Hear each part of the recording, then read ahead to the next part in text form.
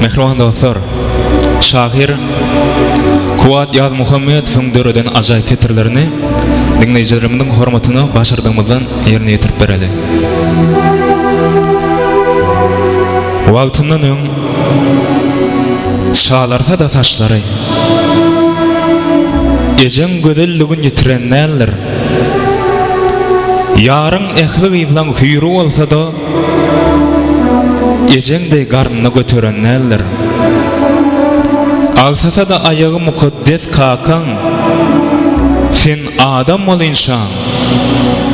yıkılanlar çın dostundan gollu gözlen halatın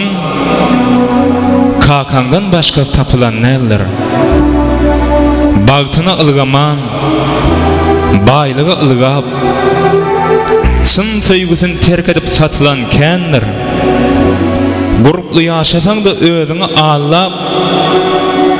ol seni arzuňa ýetirenler günlerim geçip dur ýazgyda göre ölümde bay garyp saýlananlar her bir ädimiňde äge bolmasaň